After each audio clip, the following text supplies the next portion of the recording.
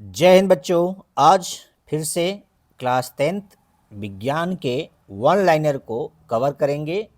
आज second chapter अम्ल क्षार लवण को 30 मिनट में कवर करने का प्रयास करेंगे। तो 30 मिनट में पूरा रिवीजन करके एक बार फिर से तैयार हो जाएंगे बोर्ड और कंपटीशन के लिए। तो चलिए स्टार्ट करते हैं। पहला टॉपिक, पहला पॉइंट्स, अम्लों का स्वाद कैसा होता है? तो आप सब जानते हैं खट्टा होता है, जैसे citric acid, tartaric acid, oxalic acid इत्यादि इत्यादि इत्यादि। तो नेक्स्ट पॉइंट, अम्ल लिटमस पेपर पर कैसा व्यवहार करते हैं? तो अम्ल क्या करते हैं? लिटमस को, नीले लिटमस को क्या कर देते हैं? लाल कर देते हैं। ठीक है ना? कैसा कर देते हैं? लाल कर देते हैं। यदि आप लैब में नहीं गए हैं, नहीं किए हैं, तो जाइए, करिए और सीखिए, करके सीखिए। और यदि वो भी नहीं कर पाए हैं तो मैंने इस पर वीडियो बनाया है और बनारस का रस पर चैनल पर ये उपलब्ध है, इसी चैनल पर उपलब्ध है। प्लेलिस्ट में जाइए और लगभग 11th 12th और 10th के कुछ खास वीडियो मैंने इस पर अपलोड किया है। चलिए अगला पॉइंट, क्षारक का स्वाद कड़वा होता है। क्षारक को क्षार भी बोल सकते हैं, ठीक है ना? और इसको इंग्लिश में क्या बोलते हैं? बेस, ठीक है। और जो बेस सॉल्युबल होते हैं उसको क्या बोलते हैं? अल्कली, ठीक है। तो ये क्षारक, क्षार या बेस। अगला है, क्षारक लिटमस को नीला कर देते हैं। कैसे लिटमस? लाल लिटमस को, लाल रहेगा तो किस में बदल देंगे? नीले लिटमस में बदल देंगे, ठीक है। प्राकृतिक सूचकों के नाम लिखिए। तो प्राकृतिक सूचकों में आप लिख सकते हैं लिटमस पेपर, हल्दी जो घर में यूज होता है, लाल पत्ता गोभी, हाइड्रेजीनिया, पेटूनिया, जेरानियम, ये सब क्या है? नेचुरल इंडिकेटर या प्राकृतिक सूचक। सूचक होते क्या हैं भाई? जो सूचना देते हैं, किसी पदार्थ को बताते हैं कि ये अम्ल है कि क्षार है, ठीक है ना? चलिए, दो संश्लेषित सूचकों के नाम लिखिए। तो संश्लेषित का मतलब यहाँ मनुष्य द्वारा निर्मित।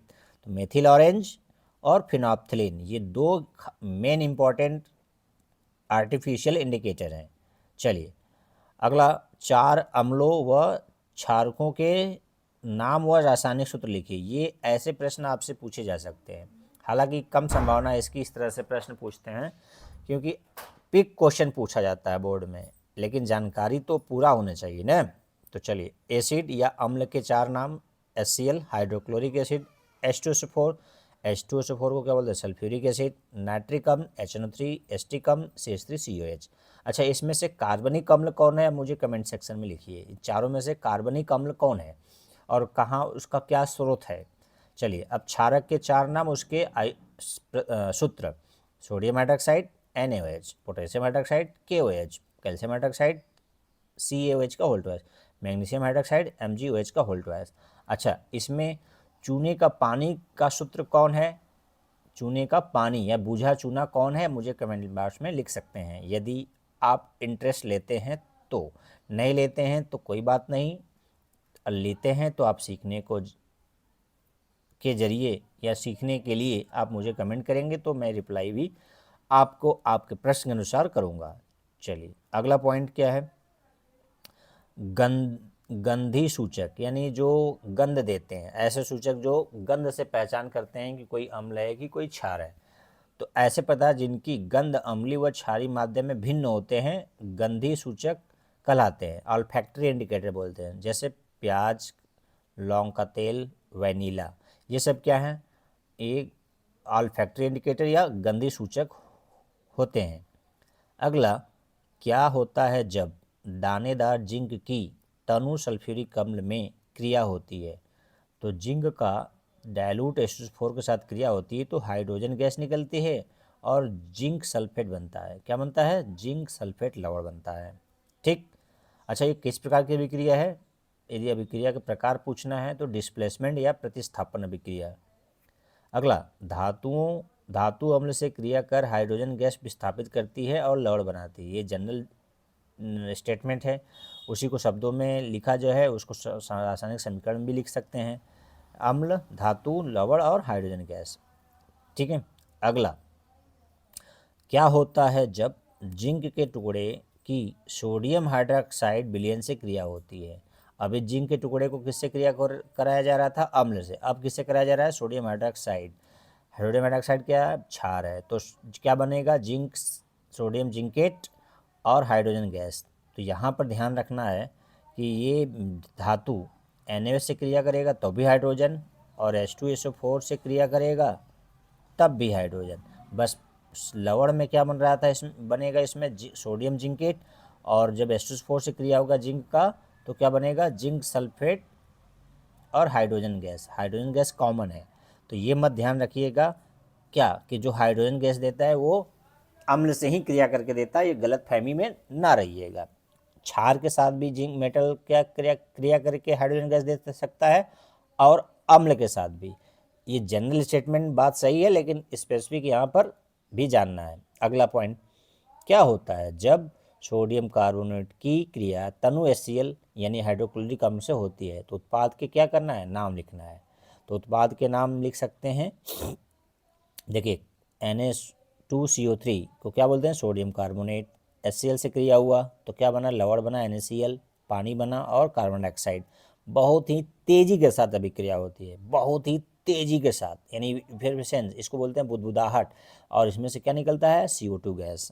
बहुत तेज़ी के साथ निकलने की वजह से इसको इफर्वेसेंस बोलते हैं। ठीक है, चलिए अगला, क्या होता है जब सोडियम बाइकार्बोनेट की क्रिया HCl से होती है। यहाँ पर क्या है, सोडियम कार्बोनेट, यहाँ पर क्या लिया जा रहा है, फिर से सोडियम बाइकार्बोनेट, H लगने से क्या हो गया, बाइकार्बोनेट। ठीक है, तो सोडियम बाइकार्बोनेट हो या सोडियम कार्बोनेट, दोनों के साथ HCl क्रिया करके लवण बनाएगा, पानी बनाएगा, CO2 बनाएगा। ध्यान रखना है, देखिए उत्पाद दोनों का सेम है, रिएक्टेंट में HCl कॉमन है, लेकिन ये अभिकारक दोनों अलग अलग चीज़ है। ये है वॉशिंग सोडा, ये है बेकिंग सोडा। ठीक है, दोनों का मेन जो मतलब उत्पाद क्या है, सेम है, नमक है, पानी है और कार्बन डाइऑक्साइड है। दोनों में बच्चे बड़े बुजुर्ग सभी कंफ्यूज रहते हैं, तो आप कंफ्यूज ना होइएगा, क्योंकि आप बहुत गहराई से समझ रहे हैं। चलिए अगला, कौन सी गैस चूने के पानी को दूधिया या श्वेत अवक्षेप बनाती है। कौन सी गैस, ये जो CO2 निकला है ना, CO2 गैस यदि चूने के पानी के साथ जाएगा तो क्या कर देगा, उसको कैल्शियम कार्बोनेट बना लेता है। क्या बना लेता है, कैल्शियम कार्बोनेट, CaCO3। मैं फिर से फार्मूला लिख दे रहा हूँ, क्या बना लेता है, CaCO3। अच्छा, किसके साथ, चूने के पानी के साथ। तो चूने के पानी का सूत्र क्या है, CaOH का होल ट्वाइस। तो इसके साथ क्या मिलेगा, CO2 मिलेगा, तो क्या बना लेगा, कैल्शियम कार्बोनेट। इसकी वजह से क्या हो जाता है, चूने का पानी दूधिया हो जाता है। ठीक है ना, बहुत बार ये क्वेश्चन घुमा फिरा के पूछा जाता है। चलिए अगला पॉइंट, चूना पत्थर, खड़िया या चौक जिसे बोलते हैं, संगमरमर, मार्बल में उपस्थित मुख्य घटक रासायनिक पदार्थ का नाम लिखिए। तो याद रखिए, चूना पत्थर हो, खड़िया हो, चाक हो, संगमरमर हो या मार्बल हो, उसका मुख्य रासायनिक पदार्थ क्या होता है, कैल्शियम कार्बोनेट। क्या होता है, कैल्शियम कार्बोनेट, CaCO3। ठीक है ना, ठीक है, कैल्शियम कार्बोनेट इन सब में मेन मुख्य घटक होता है। चूना पत्थर, खड़िया, चौक, संगमरमर, मार्बल, सब का मुख्य घटक क्या है, कैल्शियम कार्बोनेट। याद रखिएगा, वेरी गुड। आगे, अम्ल व क्षारक के मध्य अभिक्रिया से लवण व जल बनता है, उस अभिक्रिया को क्या कहते हैं। तो आप क्या कहते हैं, आप अच्छे से पढ़ के आए, उदासीनीकरण अभिक्रिया कहते हैं, न्यूट्रलाइजेशन रिएक्शन। अच्छा, इस अभिक्रिया में ऊष्मा बाहर निकलती है, इसलिए ये कैसी होती है, ऊष्मा क्षेपी अभिक्रिया होती है। कैसी, ऊष्मा क्षेपी, क्योंकि ये जब अम्ल क्षार मिलता है तो लवण और जल बनता है, तो उस समय क्या होता है, गर्मी निकलती है। ठीक है, अच्छा, उदासीनिक अभिक्रिया को व्यक्त कैसे करें, तो क्षारक प्लस अम्ल क्या बनेगा, लवण और जल, साथ ही साथ क्या निकलेगा, ऊष्मा निकलेगा। तो क्यों, क्योंकि हीट हो जाएगा, इसलिए इसे ऊष्मा क्षेपी अभिक्रिया कहते हैं। अगला, कॉपर ऑक्साइड की अल्प मात्रा को तनु HCl अम्ल में मिलाने पर विलयन का रंग कैसा हो जाता है। तो आप इसको मिला के देखिएगा, यदि उपलब्ध होगा ये रिएजेंट आपके लैब में, तो विलयन का रंग कैसा हो जाएगा, जनरली नीला या हरा हो जाएगा। तो देखिए, यदि कॉपर क्लोराइड बनता है CuCl2 तो ये हरा कलर का होता है, लेकिन पानी में HCl घुला रहता है इसलिए ये नीला भी हो जाता है, क्योंकि कुछ मात्रा में हाइड्रेटेड कॉपर हाइड्रेटेड हो जाता है पानी के साथ और कुछ क्लोराइड के साथ, तो ये बनेगा तो हरा होगा और पानी के साथ जाएगा तो नीला हो जाएगा। ठीक है ना। चलिए आगे, धातु ऑक्साइड एवं अम्ल के मध्य होने वाली अभिक्रिया लिखिए। तो धातु ऑक्साइड अम्ल के साथ मिलकर क्या बनाएगा, लवण और जल बनाएगा। ठीक है। और धातु के ऑक्साइड क्या होते हैं, क्षार होते हैं। कैसा होते हैं, क्षारीय प्रवृत्ति के होते हैं, इसलिए क्षार और अम्ल मिलकर क्या बनाएंगे, लवण और जल बनाएंगे। ठीक है, सीधा सीधा याद रखना है। धातु ऑक्साइड की प्रकृति अम्लीय व क्षारीय होती है। तो धातु ऑक्साइड की प्रकृति क्या होती है, क्षारीय होते हैं। क्या होते हैं, धातु ऑक्साइड क्षारीय प्रकृति के होते हैं। कैसे होते हैं, क्षारीय। यहाँ पर अम्लीय या क्षारीय होती है पूछा जा रहा है, तो आपको क्या बताना है, क्षारीय प्रकृति के होते हैं। यहाँ पर प्रश्न पूछा जा रहा है यहाँ पर, इसलिए आपको याद रखना है क्षारीय प्रकृति के। जबकि अधातु के ऑक्साइड क्या होते हैं, अम्लीय प्रकृति के। ठीक है ना, अधातु के ऑक्साइड क्या होते हैं, अम्लीय प्रकृति के। अगला, calcium hydroxide CaOH whole twice की प्रकृति क्या है, क्षारीय। क्षारीय या क्षार की होती है। ठीक है, ये चूने का पानी कैसा होता है, क्षारीय।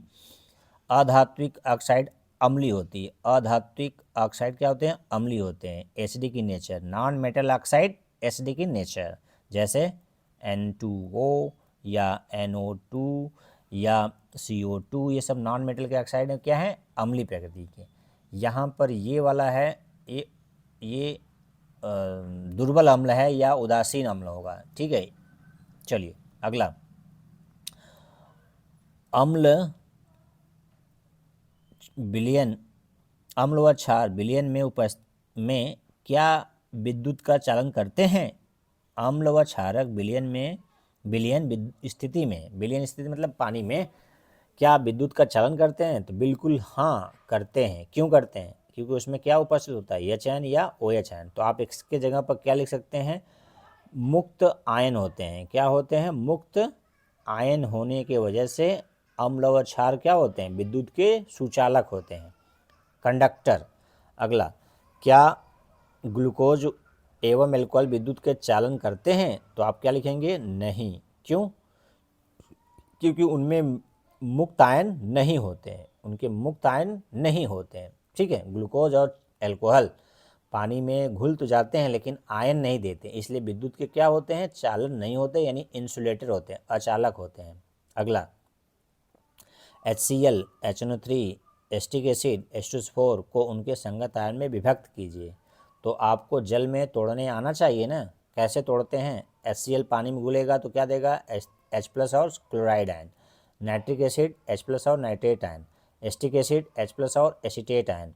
H2SO4 2H+, SO4 2-, यानी ये सब H तो सब में दे रहा है ना, देखिए सब में H+ दे रहा है, उसके साथ साथ उसका अम्लीय मूलक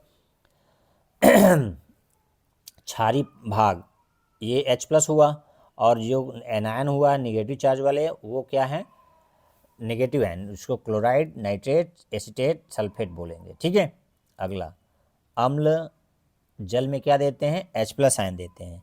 इसी H+ आयन जब पानी के साथ मिल जाता है तो इसको क्या बोलते हैं, हाइड्रोनियम आयन। तो कुछ जगह लिखा रहता है H3O+ आयन देते हैं, तो दोनों सही है। अम्ल क्या देते हैं, H+ आयन, वो पानी के साथ मिलकर क्या बन जाता है, H3O+ आयन, जिसको हाइड्रोनियम आयन कहते हैं। ठीक है, तो H+ आयन और H3O+ आयन दोनों का मीनिंग एक रहेगा, नाम अलग अलग रहेगा। ठीक है, मतलब एक, नाम अलग। प्रोटॉन कहते हैं, हाइड्रोनियम आयन कहते हैं। H+ को क्या कहते हैं, प्रोटॉन। क्यों कहते हैं, कमेंट बॉक्स में लिख सकते हैं, तो बिल्कुल लिखिए, पता है तो।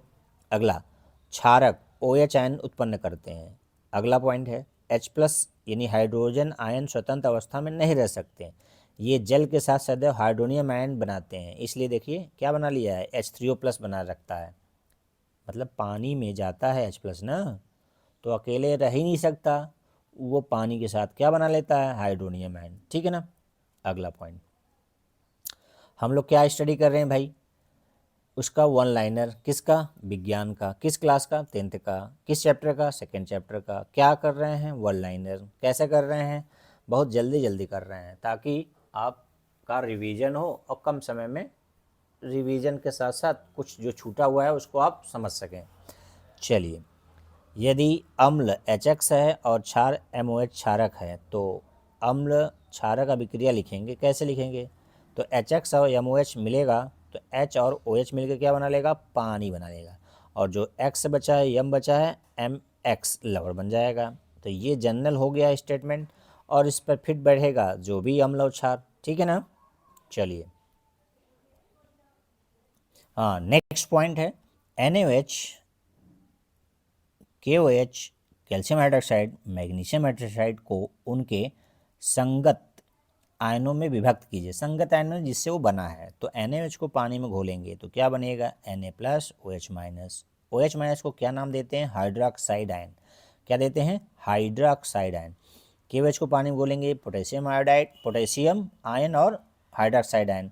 कैल्शियम हाइड्रोक्साइड को घोलेंगे तो कैल्शियम आयन और हाइड्रोक्साइड आयन। मैग्नीशियम हाइड्रोक्साइड को घोलेंगे तो मैग्नीशियम आयन और हाइड्रोक्साइड।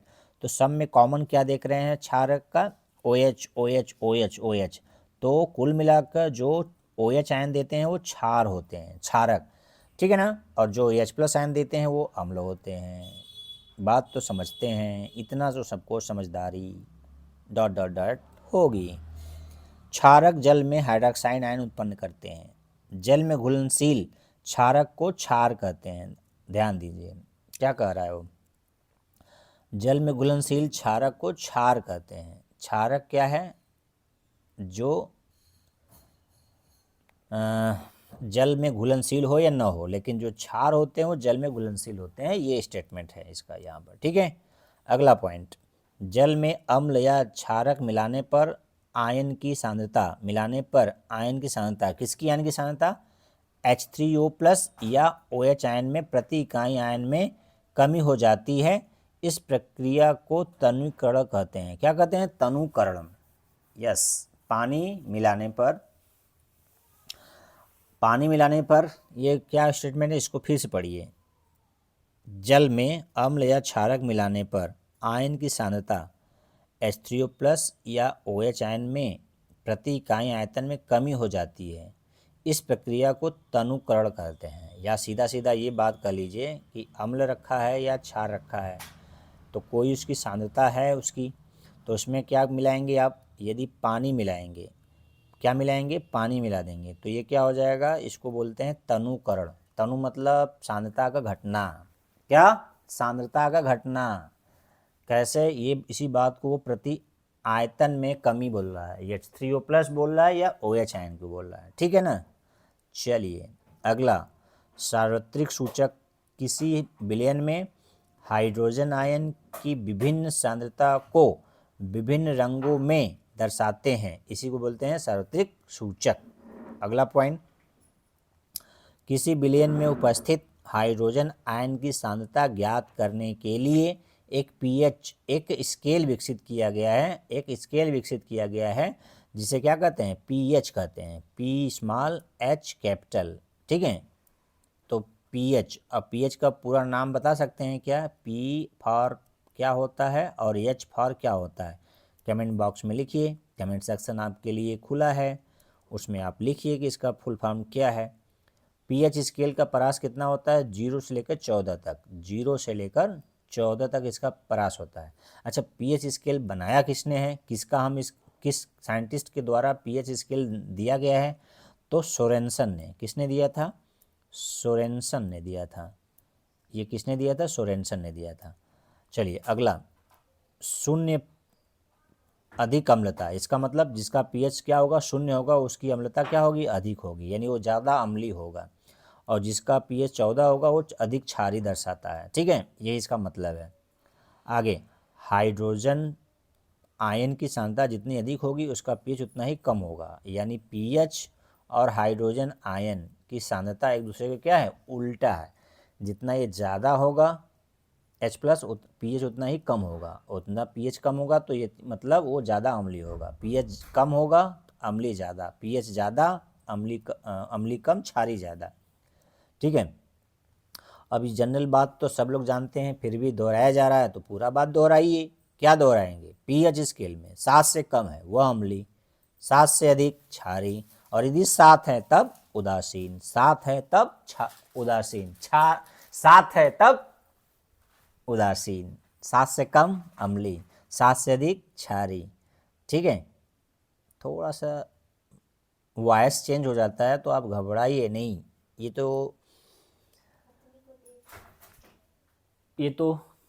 तो चलता रहता है क्लास में। ठीक है, निम्नलिखित पदार्थ के पीएच मान दिए गए हैं, निम्नलिखित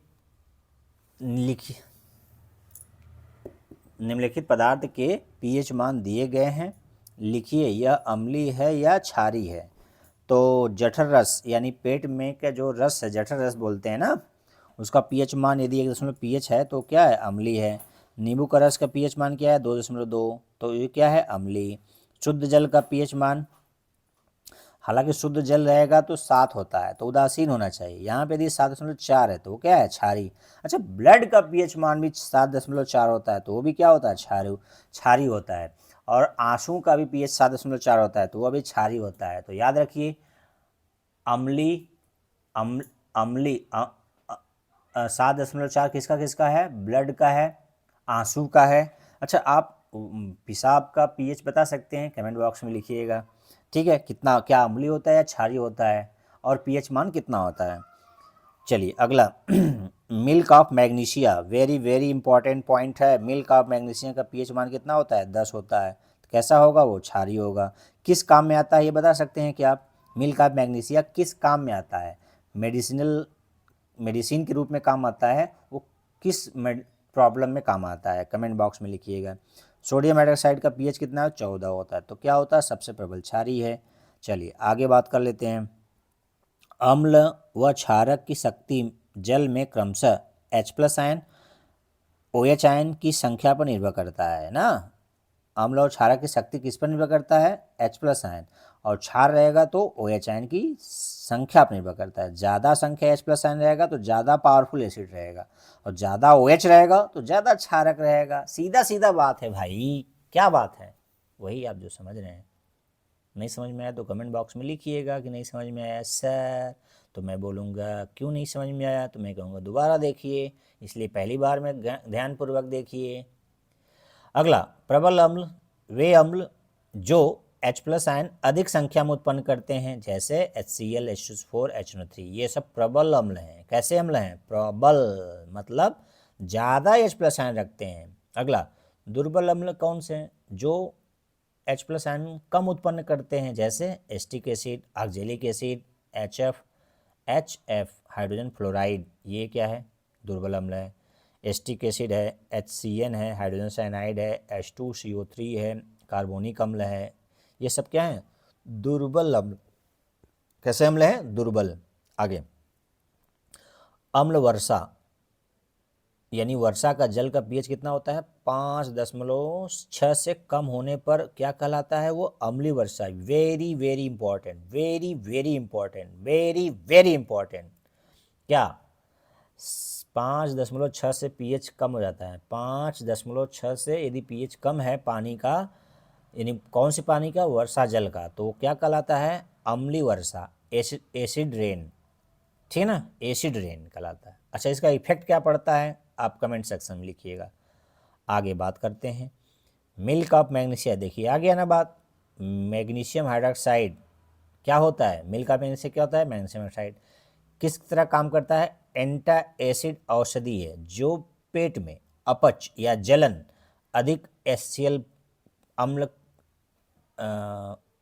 अधिक उत्पन्न हो जाता है, HCl एसिडिटी हो जाती है, तो उसके लिए एंटा एसिड यानी अम्लीय के रूप में काम करता है। यानी ज़्यादा अम्ल बढ़ जाता है तो उसको न्यूट्रलाइज करने के लिए जो दवा यूज किया जाता है उसको बोलते हैं एंटासिड।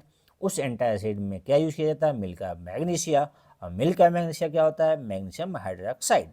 ठीक है, आगे बात करते हैं, प्रबल अम्ल, प्रबल क्षारक के लवण के पीएच का मान कितना होता है, 7 होता है। कितना होता है, 7, यानी ये उदासीन होता है। सीधी बात, नो बकवास, 7 मतलब उदासीन।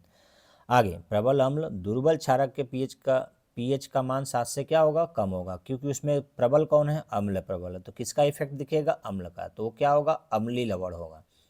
अगला, प्रबल क्षारक है, दुर्बल अम्ल के लवण पीएच का मान 7 से क्या होगा, अधिक होगा, तो वो क्या होंगे, क्षारीय होगा। अगला पॉइंट क्या कह रहा है, साधारण नमक रासायनिक नाम सोडियम क्लोराइड, सूत्र है NaCl, इसी को टेबल साल्ट बोलते हैं। ये हम लोग घर में यही साल्ट यूज करते हैं। कहाँ से प्राप्त करते हैं भाई, नाम लिखिएगा, सोर्स इसका क्या है। लैब में बना सकते हैं, लेकिन इसका मुख्य स्रोत क्या है, आप कमेंट सेक्शन में लिखिएगा। साधारण नमक का उपयोग कच्चे माल के रूप में sodium hydroxide, baking powder, baking soda, अच्छा मैंने जो बेकिंग पाउडर नाम ले लिया है, बेकिंग सोडा, दोनों में अंतर जानते हैं क्या आप? यदि जानते हैं तो कमेंट सेक्शन में लिखिए, नहीं जानते हैं तो मैं पूछेंगे तो मैं कमेंट सेक्शन में बताऊंगा, जरूर बताऊंगा, पूछिए तो। आप पूछते नहीं है, कहते हैं कि बता दीजिए। तो बेकिंग सोडा, वॉशिंग सोडा, विरंजक चूर्ण बनाने में किसका यूज होता है, NaCl का, NaCl नमक, ठीक है ना। ओके, आगे बात करते हैं। चलिए, सोडियम क्लोराइड के जली विलयन लवण में विद्युत प्रवाहित करने पर इसके वियोजित होकर सोडियम हाइड्रोक्साइड उत्पन्न करने की प्रक्रिया को क्या कहते हैं, क्लोर क्षार प्रक्रिया कहते हैं। मतलब नमक है, उसमें आप एनोड लगा दीजिए, कैथोड लगा दीजिए और विद्युत प्रवाहित कर दीजिए, तो क्या बनता है, कैथोड पर क्या बनता है भाई, कैथोड पर बनता है हाइड्रोजन गैस, और एनोड पर क्या बनता है, क्लोरीन गैस, और विलयन में क्या बनता है, NaOH, जिसको क्या प्रक्रिया का नाम देते हैं, क्लोर क्षार प्रक्रिया। क्यों कहते हैं पता है, बताइए क्यों कहते हैं, क्योंकि क्लोरीन बनता है, क्या बनता है, क्लोरीन बनता है, और क्षार में NaOH बनता है, इसलिए इसको क्या बोलते हैं, क्लोर क्षार प्रक्रिया। ठीक है, क्लोर क्षार प्रक्रिया का रासायनिक शब्द का लिखिए, तो देखिए NaCl पानी में घुला है, NaOH बना है, क्लोरीन बना है, हाइड्रोजन बना है, और NaOH कहाँ बना है भैया, विलयन में। क्लोरीन कहाँ बना है, एनोड पर। H2 कहाँ बना है, कैथोड पर। ये कई बार इससे क्वेश्चन बनना ही बनना है, ये याद रखना है, ठीक है ना। अच्छा, यहाँ पूछा भी है, देखिए, क्लोर क्षार प्रक्रिया में क्लोरीन गैस एनोड पर मुक्त होती है, हाइड्रोजन गैस कैथोड पर मुक्त होती है। अब क्लोरीन जो बना है तो उसका उपयोग क्या है, तो जल स्वच्छता में, विरंजक चूर्ण बनाने में, स्विमिंग पूल में, PVC पाइप में, रोगाणुनाशक CFC कीटनाशक बनाने में किसका यूज है, क्लोरीन गैस का। क्या क्या है देख रहे हैं आप। आगे, हाइड्रोजन का उपयोग क्या क्या है, ईंधन के रूप में, खाद के लिए अमोनिया बनाने में, H2 और N2 मिलकर क्या बना लेंगे, NH3, क्या बना लेंगे, NH3 अमोनिया। और अमोनिया का यूज कहाँ करते हैं, यूरिया बनाने में, क्या बनाने में, यूरिया। और यूरिया का क्या उपयोगिता है, जो जिनके पास खेत है और जो खेती के लिए यूरिया अपने खेत में डालते हैं, उसका इम्पोर्टेंस वो जानते हैं। आगे, NaOH का उपयोग धातुओं से ग्रीस हटाने में, धातुओं से ग्रीस मतलब वो जो ग्रीसिंग हो जाती है उसको हटाने में, साबुन तथा अपमार्जक बनाने में, अपमार्जक को इंग्लिश में क्या बोलते हैं, डिटर्जेंट, क्या बोलते हैं, डिटर्जेंट, ठीक है ना। आगे, कृत्रिम फाइबर बनाने में। आगे, निम्नलिखित के पदार्थों के रासायनिक नाम और सूत्र लिखिए, रासायनिक नाम और सूत्र लिखिए। तो बहुत इंपॉर्टेंट टॉपिक, ये बहुत ही इंपॉर्टेंट टॉपिक है, ये बहुत ही इंपॉर्टेंट है भाई, इसको जरूर से पढ़िएगा। ये क्वेश्चन तो आ ही रहा है आपके कंपटीशन और बोर्ड में, दोनों में, तो उसी के लिए तो हम लोग रिवीजन कर रहे हैं। अच्छा, समय कितना हो गया भैया, 28 मिनट 29 मिनट हो गया, 1 मिनट में इसको कंप्लीट कर लेते हैं, तो जल्दी से तैयार हो जाइए, जल्दी से। इंपॉर्टेंट पॉइंट, विरंजक चूर्ण, कैल्शियम, उसका रासायनिक नाम क्या है, कैल्शियम ऑक्सीक्लोराइड, सूत्र क्या है, CaOCl2। Baking soda, sodium hydrogen carbonate, देखिए केमिकल नेम भी जानिए, केमिकल फार्मूला भी जानिए, NaHCO3, वेरी वेरी इंपॉर्टेंट। धोने का सोडा, इसको वॉशिंग सोडा कहते हैं, सोडियम कार्बोनेट, डेकाहाइड्रेट मतलब .10H2O है, क्या है, 10H2O है। डेका मतलब 10, पानी भी लगा रहेगा तब ये क्या है, सोडियम कार्बोनेट, डेका हाइड्रेटेड, ये है धोने का सोडा या washing soda. Plaster of Paris, very very very important, PVC नहीं, POP बोलते हैं, plaster of Paris. Calcium sulphate hemihydrate CaSO4 dot half H2O। Half H2O को ऐसे भी लिख सकते हैं, ठीक है ना। आधा पानी, आधा पानी नहीं है, आधे मोल है, रेशियो लिखा गया है केवल, ये आधा पानी को कर ही नहीं सकते आधा, ठीक है। तो ये चैप्टर 30 मिनट में कवर करने का प्रयास किया गया। यदि आपको कुछ डाउट है, कुछ पूछना चाहते हैं, तो कमेंट बॉक्स आपके लिए खुला है, सुझाव और क्वेश्चन के लिए खुला है। तो सेकेंड चैप्टर कंप्लीट, 30 मिनट में रिवीजन पूरा पूरा। तो अच्छा लगे तो शेयर, सब्सक्राइब, लाइक, अच्छा न लगे तो कारण बताइए, सुधारने का प्रयास। चलिए आज के लिए इतना ही। जय हिंद, जय भारत।